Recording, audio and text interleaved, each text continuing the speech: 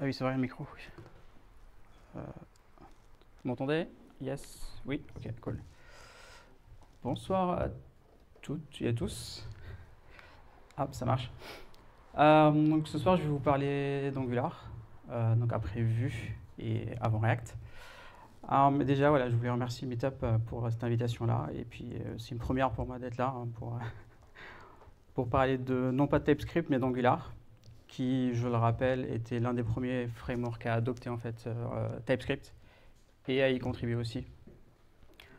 Voilà, et donc avant de parler d'Angular ce soir, déjà, dans la salle qui fait d'Angular, qui a des applis d'Angular en prod, ok, à peu près, à peu près, ça marche. Mais en tout, voilà, je pense que vous savez tous, euh, toutes les personnes qui sont, on va dire, actives dans la communauté, en fait, on a des valeurs au sein de la communauté Angular. C'est déjà, en fait,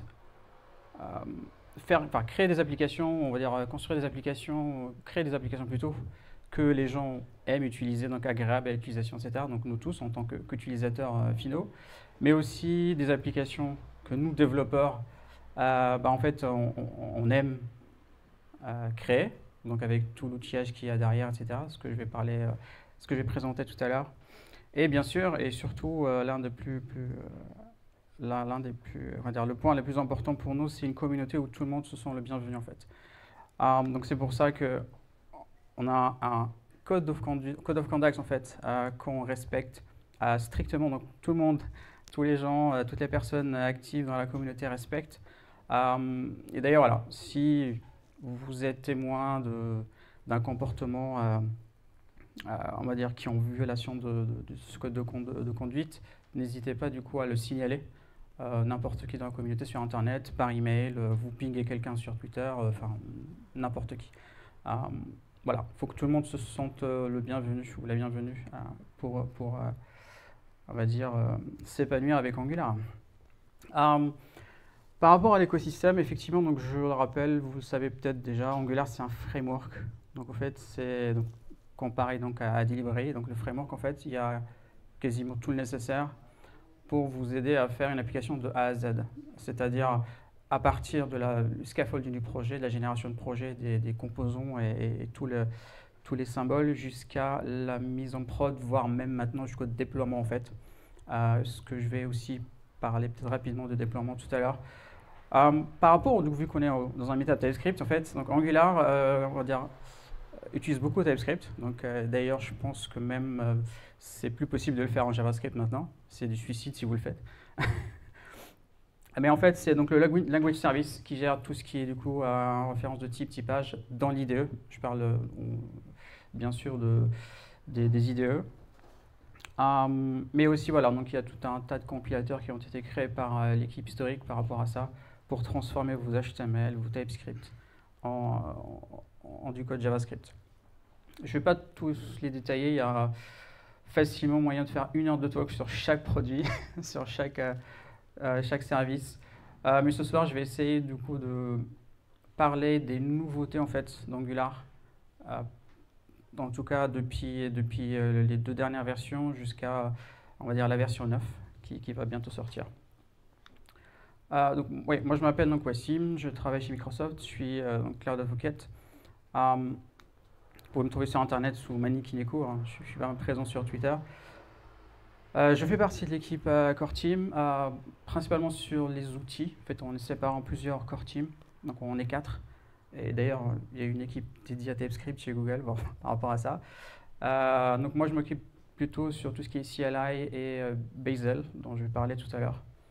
Et puis voilà, je suis beaucoup d'open source, donc n'hésitez pas à en parler de ça tout à l'heure si vous avez des questions ou si vous voulez contribuer à des projets, pas forcément Solar, hein, mais d'autres.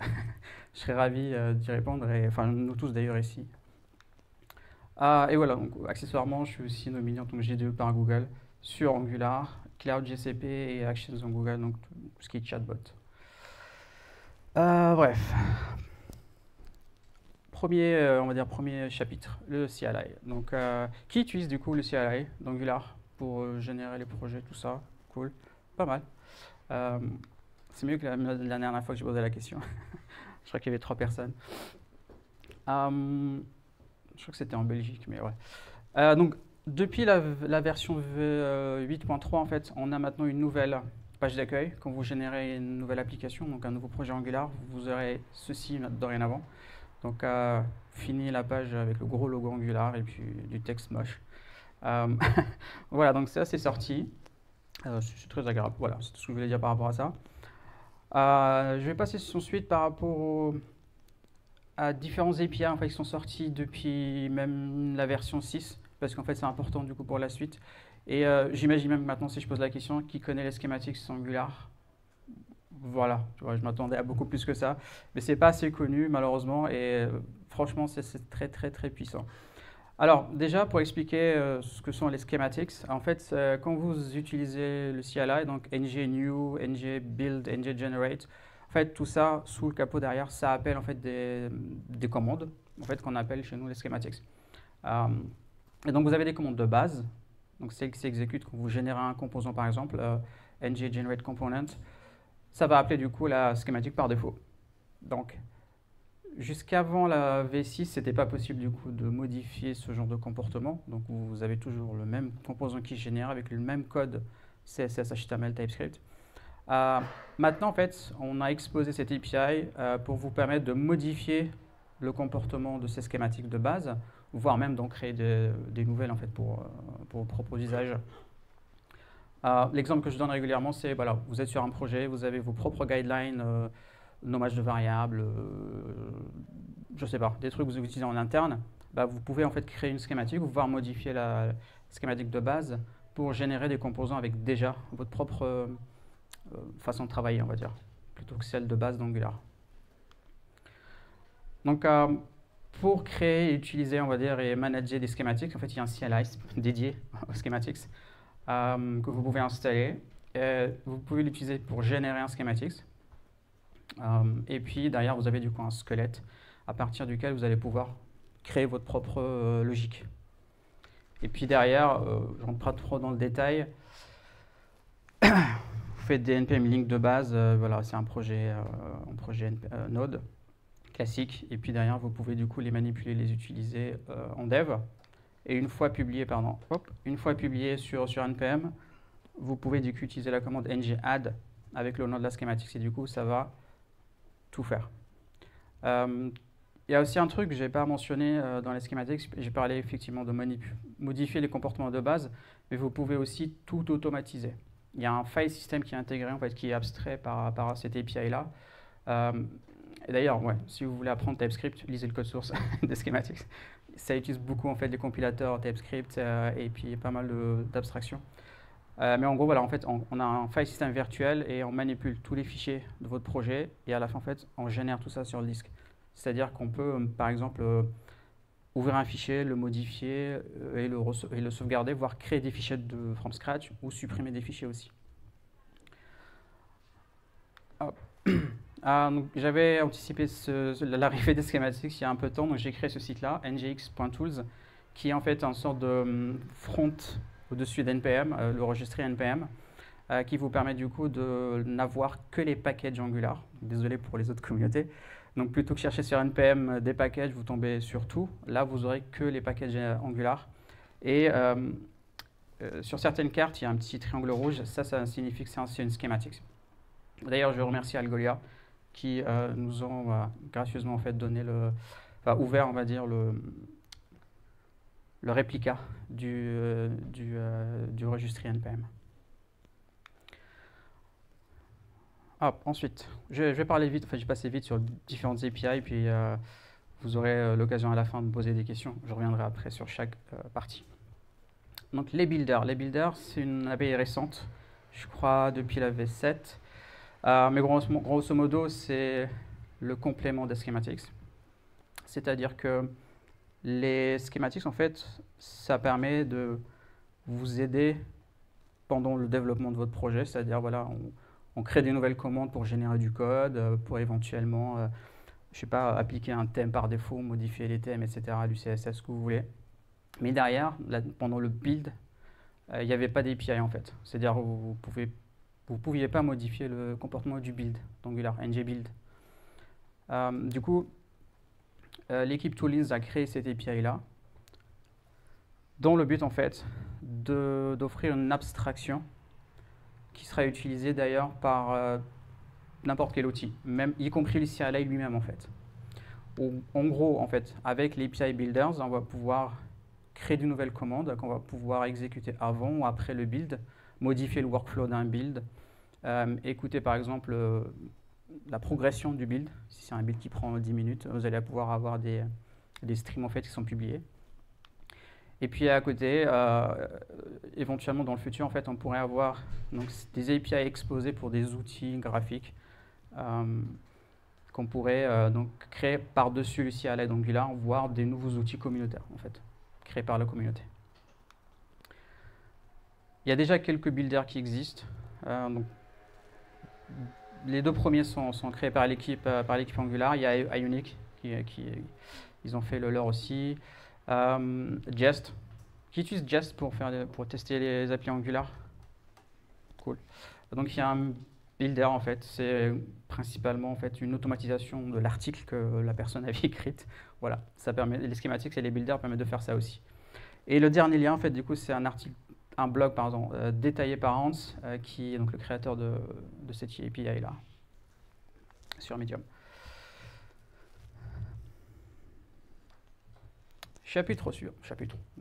Page suivante. La commande deploy. Donc ça c'est tout frais depuis la V8. Maintenant on va pouvoir s'occuper en fait d'après le build. Donc, on a généré notre projet, on a testé, on l'a buildé on va dire. Après il n'y avait rien en fait. C'est-à-dire vous prenez votre artefact, vous zippez, vous mettez où vous voulez, vous utilisez des outils pour le déployer en prod ou n'importe. Là, maintenant, en fait, avec et grâce à l'API Builders, on va pouvoir s'occuper de la suite. Donc, il y a quelques boîtes qui ont commencé à faire des builders, ou des déployeurs, on va dire, basés sur les builders. Par exemple, pour déployer sur Firebase, pour déployer sur Azure. Donc, ouais, moi, je travaille sur ce projet-là avec d'autres personnes. Et donc, Zest, et puis même sur GitHub Pages aussi. Et Netlify. Donc, vous connaissez Netlify? Vous utilisez? Ouais. Super chouette service. Donc voilà, ils ont un builder aussi qui permet du coup d'automatiser après le build, vous déployez chez eux ou n'importe où. La télémétrie. Le souci en fait jusqu'à maintenant, c'est que pour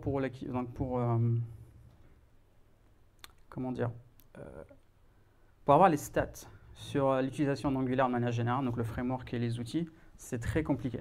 C'est-à-dire que le seul moyen pour nous et donc pour l'équipe chez Google de mesurer l'utilisation d'Angular, c'est l'accès à la doc sur angular.io. Parce que même, on sait bien qu'il y a pas mal d'entreprises en fait qui utilisent Angular derrière des proxys, derrière des firewalls, donc voilà, ça on ne peut pas les comptabiliser. Par contre, ils sont obligés d'aller voir la doc. Et puis, donc côté CLI, on n'avait rien, donc on ne pouvait pas savoir qui a installé, qui a utilisé le CLI. Donc on a introduit cette API de télémétrie qui permet de collecter en fait des données anonymes par rapport donc à l'utilisation du CLI. Donc ce qu'il faut savoir, c'est que par défaut c'est désactivé bien sûr, et donc vous pouvez l'activer, le désactiver quand vous souhaitez, et surtout donc c'est par rapport au projet. Donc vous ne pouvez pas l'activer de manière globale pour tous les projets chez vous. Les trucs, les metrics en fait qu'on collecte, typiquement c'est les flags que vous utilisez lorsque vous générez vos projets, la consommation de CPU, de RAM, voilà les trucs de base, voilà, pour faire un peu de statistiques derrière. Et puis je vous ai mis un lien vers les dimensions détaillées en fait sur le wiki. Je vous ai dit, hein, j'ai des petits blocs à chaque fois, mais voilà, ça c'est plein de nouveautés depuis la V6. Ça pareil, c'est depuis la V8, donc le differential loading. Je vais le dire ouvertement, en fait, on a piqué ça à Vue.js. En fait, c'est une personne, c'est Manfred, en fait, une personne de la communauté qui a adapté l'idée de Vue en fait sur Angular pour Angular. Donc, on a aimé en fait le résultat et puis du coup, on l'a intégré officiellement dans le projet. Globalement, ce que ça fait, ça permet en gros d'envoyer en fait du code JavaScript aux navigateurs en fonction de du support JavaScript en fait. C'est-à-dire que pour les navigateurs modernes, ils vont pouvoir récupérer du code ES6 non transpilé en ES5, et pour les les navigateurs legacy, les anciens navigateurs, eux, on va leur donner du coup du code ES5 classique.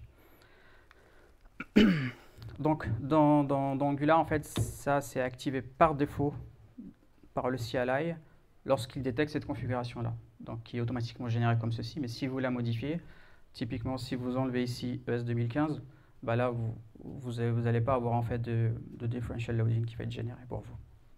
Et puis d'ailleurs, vous pouvez aussi cibler les différents navigateurs que vous souhaitez par rapport au projet que vous êtes en train de faire. Le résultat de cette configuration-là, c'est donc, ça se voit dans l'index HTML qui est généré. Donc l'index HTML, maintenant, on va avoir deux blocs. Avant, on n'avait que ce bloc en bas. Dorénavant, en fait, on va avoir deux blocs. Un bloc ES 2015 avec donc type module. Donc là, en fait, c'est du chargement de module. Ça, c'est reconnu que par les navigateurs modernes. Donc ils savent ce que ça veut dire type module. Les anciens navigateurs, ils vont basculer, ils vont ignorer tout ça, ils vont basculer sur l'autre code.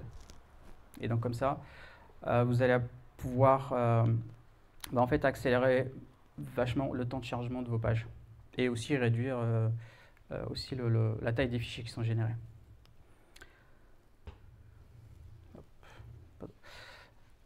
Sujet suivant, Bazel. Sujet préféré, ça c'est mon sujet préféré. Ça fait 1 an et demi que je travaille sur ce truc-là. Alors, là déjà, en fait, pour info, ça n'a rien à voir avec Angular. Donc c'est un build system, mais qu'on a adapté pour Angular. Donc c'est j'appelle ça un modern build system, en fait un orchestrateur de build plutôt. Moderne, c'est pas vraiment vrai. C'est pas vrai, parce qu'en fait ça fait plus de 10 ans, 12 ans en fait que c'est utilisé par Google en interne, donc chez eux. Donc, sous l'appellation Blaze. Donc ils ont open sourcé en 2009 en l'appelant Bazel du coup, pour des raisons légales. Hop. Et un petit disclaimer aussi, parce qu'on m'a dit de le mettre, Bazel n'est pas censé remplacer Webpack, ni CLI, ni les outils qu'on utilise actuellement avec le CLI. Lorsqu'on fait ngbuild, déjà vous vous en foutez en fait de ce que ça fait sous le capot, peut-être, certains, je ne sais pas. Vous voulez juste avoir votre build final, votre artefact généré. Mais en tout cas, voilà, en fait, qu'est-ce que ça permet de faire? Pourquoi, en fait, on a préféré l'utiliser? C'est parce que déjà, en fait, Bazel est un orchestrateur de build distribué. C'est-à-dire qu'il est capable de builder votre projet en utilisant tous les CPU disponibles, le max de RAM, et c'est configurable tout ça, le max de RAM que vous avez. Et surtout, donc, il a des techniques, on va dire, d'optimisation. En gros, il génère un graphe en mémoire qui représente votre application avec toutes les dépendances, toutes les interdépendances qu'il y a, direct, enfin transitif ou indirect. Et puis derrière, en fait, il ne fait que du rebuild incrémental de ce qu'il a besoin. Et aussi, vous pouvez installer du coup le serveur Bazel dans le cloud, on va dire, et ainsi bénéficier en fait de toute la puissance de calcul que vous avez sur ce cloud provider. Donc bien sûr, Google, ils ont du coup le support natif. Et voilà. Donc vous pouvez builder en local, à distance, et du coup accélérer drastiquement, on va dire, le temps de build. J'ai fait un test tout à l'heure quand j'étais assis là-bas. En fait, on a une application de test. Donc vous cherchez sur Internet Angular Bazel Example. Où en gros, en fait, on a généré plus de 1000 composants, un truc vraiment bateau. Et là, donc j'ai fait le test. En fait, ça utilise donc les 16 CPU que j'ai sur ce Mac. Après, je vais pas vous mentir, je dois l'avoir, ok, il est encore ici. Comme ça utilise du cache et ça a besoin du coup de générer du cache, etc. Bah, la première fois, c'est un peu lent, forcément. Mais après, voilà, vous faites ça la première fois. Vous avez du coup du cache local et distribué. Comme ça, toute l'équipe en fait peut bénéficier de ce cache-là. Et plus personne n'a besoin de rebuilder l'application de zéro. Même si une nouvelle personne rejoint le projet, elle va prendre du coup le cache qui était déjà généré. En termes de syntaxe, je ne vais pas trop rentrer dans le détail, mais ça utilise une syntaxe inspirée de Python, donc pour rédiger des règles. Typiquement là, vu qu'on est dans un meetup TypeScript, je vais parler de la règle TypeScript Library, en fait, sur laquelle du coup on bosse. D'ailleurs, pour information, donc TypeScript et Node.js sont maintenus par nous, donc par l'équipe Angular, donc officiellement, parce qu'eux, ils en ont besoin en interne chez eux. Donc voilà, globalement, vous utilisez, on va dire, vous importez ici la librairie, vous l'appelez, vous lui donnez du coup des paramètres, et puis ça vous retourne du coup un DTS et un JS. Hop, ici, je vais juste vous remontrer en fait l'application. Ici, le build va prendre, hop, il a pris 0,7 secondes. Là, je vous rappelle, c'est une application avec plus de 1000 composants. Mais là, c'est le deuxième build, hein, parce que tout à l'heure, je l'ai buildé pendant le premier talk. Ça a pris 10 minutes, 11-10 minutes. Et puis, tous les builds successifs, tous les builds suivants, en fait, c'est plus ou moins rapide en fonction de ce que vous avez modifié. Bah, là, j'ai rien modifié forcément dans le code. Mais si j'avais modifié un fichier, c'est uniquement ce fichier qui sera rebuildé. Hop. Oui. Juste une petite question très rapide pour essayer d'avoir bien compris. Du coup, Bazel, vraiment en local, ça sert à rien. Le but, c'est vraiment de l'avoir sur un serveur qui partage les clés. Ça marche aussi en local, hein. Si tu as une bonne machine, Ça a moins d'intérêt du coup pour partager le. Après, bien sûr, si tu as la possibilité de configurer un serveur distant en mode distribué, c'est encore bien, c'est vachement bien. Mais déjà, c'est pas mal, c'est de sortir en fait du build classique où tu utilises qu'un seul CPU, etc. Avec Bazel, tu vas pouvoir bénéficier de toute la puissance que tu as déjà localement sur ta machine. Oui, dernière question, après on prendra à la fin. C'est le cache qui est distribué ou c'est le build qui est Les deux. Les deux en fait. Le cache et le build sont répartis du coup sur les nœuds disponibles. Donc il y a déjà pas mal de boîtes qui utilisent Bazel depuis sa sortie. Je pense que vous en connaissez certaines ici, des boîtes ou des projets. Bien sûr, sur Angular, en fait, on l'a adopté depuis la V6, je crois. Avant, on faisait du Gulp et du script shell. Et depuis, en fait, qu'on a migré sur Bazel, on est passé d'un temps de build d'1 heure, en fait, sur Angular à peu près 7-8 minutes. Ça, c'est le build du framework Angular Core, uniquement, en fait. Donc, à chaque fois que quelqu'un envoie un commit, fait une PR, 1 heure. Là, on est passé à 7 minutes. Voilà, donc globalement, j'ai déjà fait en fait un talk d'1 heure sur Bazel, mais là, j'ai fait un résumé rapide, maladroit. Mais en tout cas, est-ce que déjà pour nous, développeurs Angular, est-ce qu'on a besoin d'apprendre Bazel? La réponse courte est non si vous utilisez le CLI, parce que du coup, il sera mis dans le CLI pour vous, ça sera abstrait. Par contre, bien sûr, c'est encore bien de pouvoir se familiariser avec l'outil si un jour vous avez des erreurs, et vous allez en avoir. Comme ça, vous pourrez en fait lire la stack trace ou voir débugger rapidement. Mais dans le meilleur des cas, il n'y aura pas besoin en fait d'utiliser ou d'apprendre Bazel, la syntaxe, je veux dire. Dès aujourd'hui d'ailleurs, depuis la bêta de la V8, vous aviez la possibilité du coup de tester Bazel avec Angular CLI, soit en générant du coup un nouveau projet basé sur Bazel. Donc là, pour information, en fait, ça, c'est une schematic qui va venir modifier votre configuration pour virer l'ancienne config Webpack et du coup, pardon, pas pour la virer, mais pour l'enrichir en fait avec Bazel. Ou sinon, vous pouvez enrichir du coup un projet existant. Pourquoi j'ai hésité quand j'ai dit virer en fait? Parce que Bazel, du coup, lui, c'est un orchestrateur. Bazel, il fait rien, il build rien en fait. Vous lui dites quoi faire dans les fichiers de description, dans les règles en fait. C'est-à-dire que pour builder, là, donc on utilise TS Library qui est sous le capot utilise TSC, TypeScript. Et il y a aussi des règles Webpack, il y a des règles Rollup, il y a pas mal de règles en fait. C'est un gulp plus, on va dire, distribué. Avec Bazel, vous pouvez builder plein de choses. Aujourd'hui, donc j'ai surligné JavaScript et TypeScript parce qu'on est au meetup TypeScript. Et donc, je redis, un TypeScript et une Node quelque part, ça c'est les règles qu'on maintient nous officiellement. Mais il y a d'autres règles qui sont gérées par l'équipe Bazel chez Google et d'autres par la communauté. J'ai même trouvé du OCaml. Si vous faites d'Objective Camel, ça existe. Protobuffer aussi, est pas mal. Voilà, ça c'est l'exemple que je vous ai montré tout à l'heure dans VS Code. Mais voilà, c'est une syntaxe qui s'appelle Skylark, donc c'est un sous-ensemble de Python. Ça s'apprend facilement pour ceux qui ont déjà fait du Python. Donc par exemple ici, j'appelle la règle tsLibrary, ça me génère ces deux fichiers. Et en fait, tout à l'heure quand je vous ai dit ça utilise toute la puissance de tous les CPU, etc.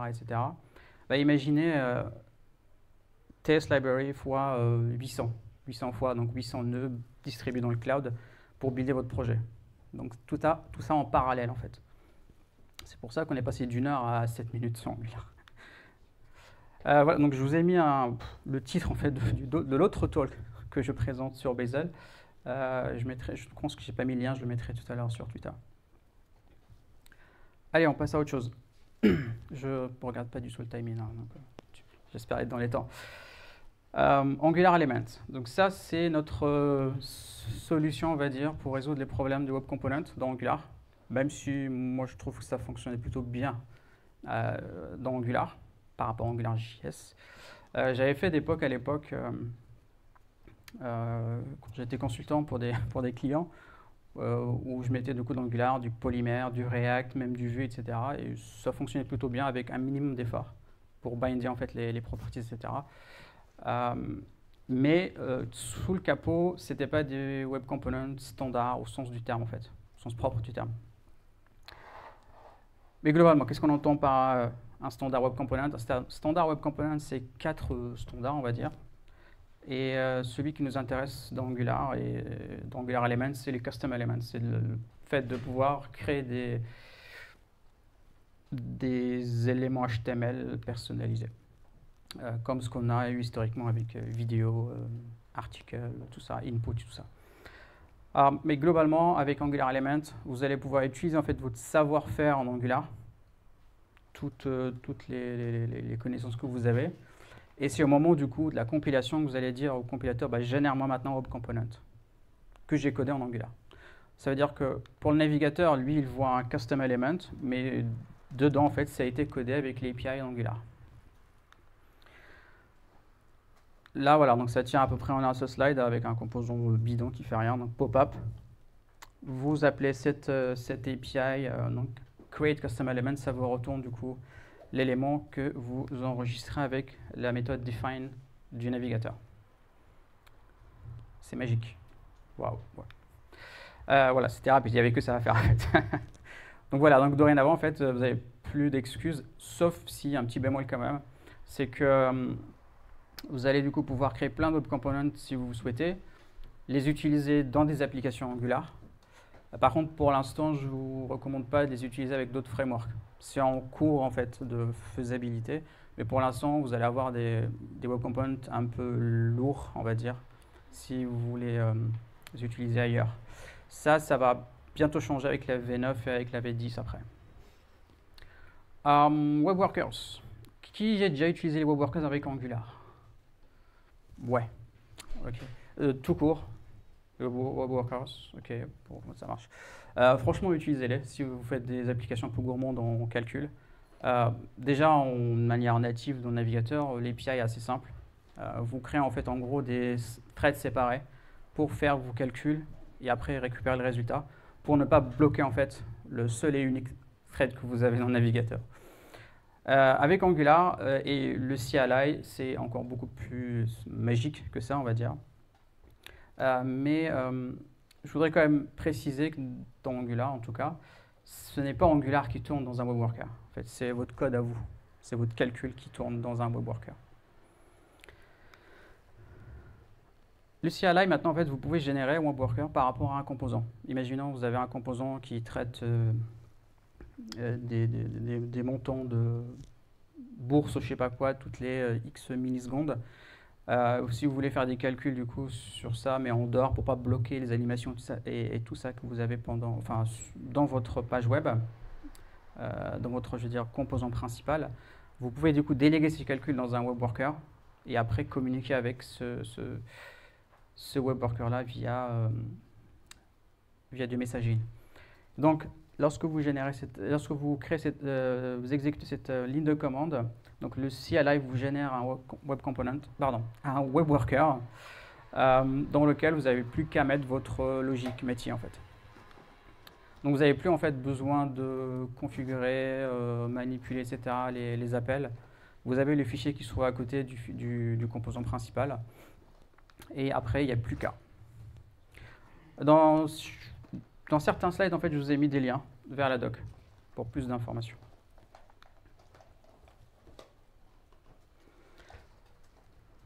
Alors, qu'est-ce qu'on a de nouveau dans le routeur? Juste ça. C'est déjà pas mal. tout le monde fait du lazy loading en Angular, j'espère. Les autres, pourquoi vous ne faites pas du lazy loading? Ah là là, je suis fâché là. Non, faites du lazy loading, franchement. Même le module principal, faites-le en lazy loading en fait, pour vraiment accélérer le temps de chargement. Donc historiquement, Et ils ont corrigé les problèmes de DI. pardon, les problèmes de DI, Ouais. j'étais pas au courant qu'il y avait des problèmes de DI. On n'a pas parlé. Donc je vais dire oui, ils ont corrigé les problèmes de DI. Bon, historiquement en fait, on avait une syntaxe maison qui ressemblait à rien. Maintenant en fait, on utilise les imports OS 2015 standard. Là en fait, on serait vers du standard. Et apparemment, il y a des problèmes d'injection de dépendance. Je n'étais pas au courant. Peut-être dans des cas très rares. Effectivement, là, il manquait un titre dans le slide, mais bon. Si vous avez suivi un peu l'actualité Angular ces temps-ci, on parle beaucoup d'Ivy. Donc Ivy, c'est notre nouveau renderer, ou compilateur plutôt. La troisième itération, en fait, il y a eu beaucoup d'itérations sur le compilateur et par extension le renderer aussi.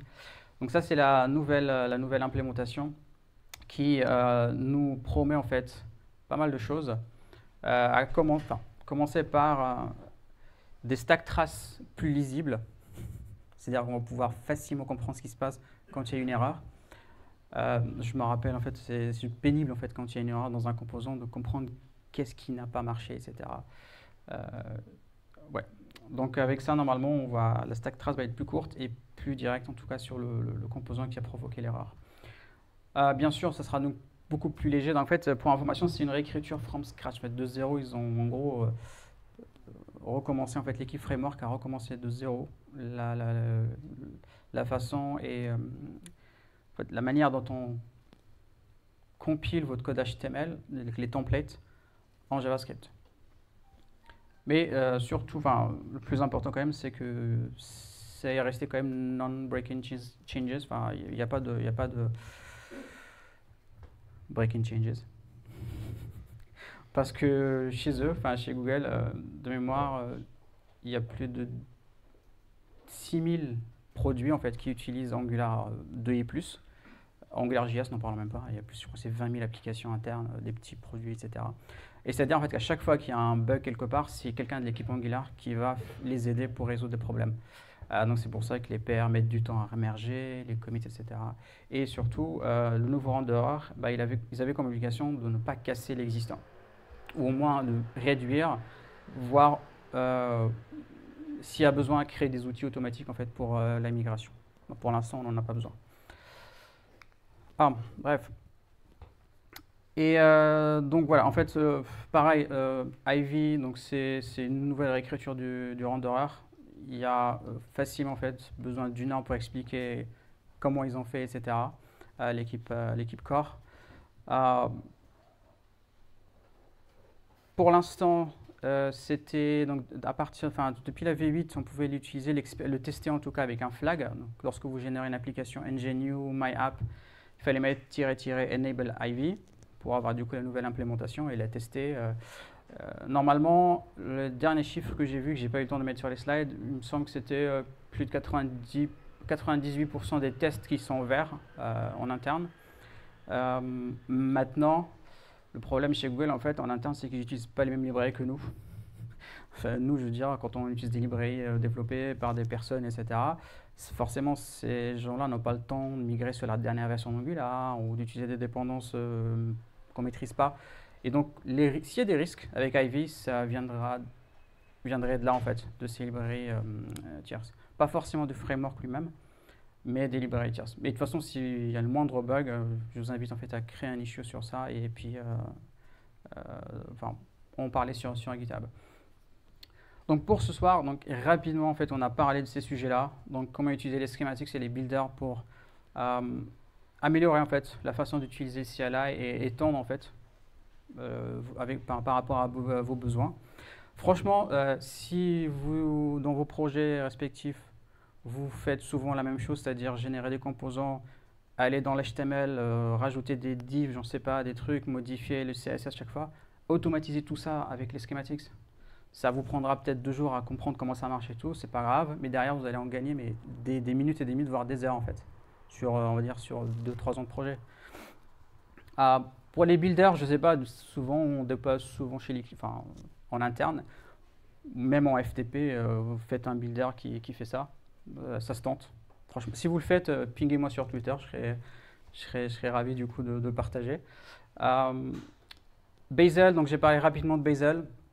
Ça, c'est quelque chose qui est déjà du coup disponible dans la V8.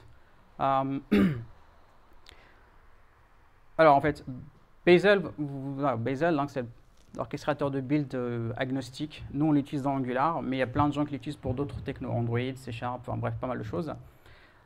Donc Bazel en soi, c'est stable. En fait, on va arriver à la V1 stable du coup en novembre là. Par contre, et puis effectivement, avec l'intégration avec Angular, peut avoir du coup certaines limites, etc., et limitations ou des erreurs ou n'importe. Si vous trouvez le moindre truc qui ne marche pas, franchement, créez un issue, juste pour qu'on sache qu'il y a des trucs qui ne marchent pas dans la nature. Et puis, après, voilà, les web workers, ça c'est gratuit, franchement, faites-le. Souvent, voilà, encore une fois, si vous travaillez dans la finance, etc., ça peut être pas mal. Et puis voilà, le reste, voilà, télémétrie, c'est à vous de voir si vous l'activez ou pas. Ce serait cool si vous l'activez, comme ça nous on peut savoir ce qui se passe. Et surtout, voilà, quand il y a des crashs en fait, on peut récupérer les erreurs et puis essayer d'améliorer l'outil. Et puis dès aujourd'hui en fait, si vous voulez tester la V8, soit vous récupérez la dernière version du CLI avec le flag next. Et si vous l'avez déjà, en fait, vous faites juste un update avec next. Petit tips, si vous avez des erreurs de pire dependency, etc., vous rajoutez force devant. Et vous réglez les problèmes qu'il y a. On est des développeurs ou pas quand même? Allez. Donc voilà, donc effectivement, donc le futur, comme je le dis, il est plus petit, c'est-à-dire en fait avec Ivy, grâce à Ivy principalement, on va avoir des composants beaucoup plus light en termes donc, de code généré. Certes, c'est une partie que je n'ai pas évoquée dans les slides, mais il y a beaucoup d'optimisation en fait par rapport au code qui est généré par Ivy. Il est beaucoup plus lisible déjà par nous, les êtres humains, comparé en fait avec l'ancienne version qui était générée, qui était illisible en fait.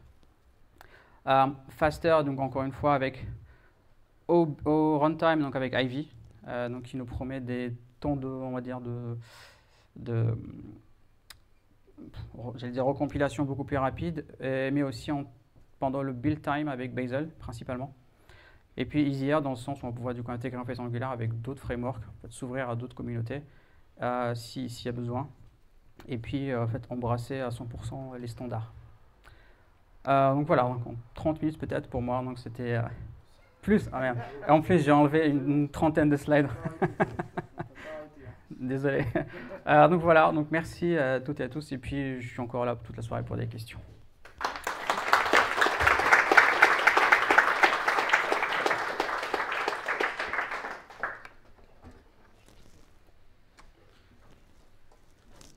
Pour Bazel, du coup, ça gère bien les différentes compilations des targets pour les librairies en parallèle. J'imagine que c'est là un des points où ça va le plus rapidement. Pour Bazel, ça gère bien les différentes targets, c'est-à-dire la version SEM pour le navigateur, la version minifiée. Oui, en fait, ouais, c'est la règle. Normalement, les règles qui sont là de base génèrent ces différents outputs pour toi. Après, elles sont configurables aussi, au besoin. Okay. Pour les autres questions, à la fin, du coup, après le dernier. Encore le temps pour une ou deux questions. Oui, une dernière question, le temps qui s'installe. Ouais. Sur les schématiques, peut-être? Non. Ce soir, vous allez essayer les schématiques, je suis sûr et certain. Ah, ou peut-être les web workers. Ok, après, du coup. Pendant la pizza, alors. Je te mets le micro derrière, du coup.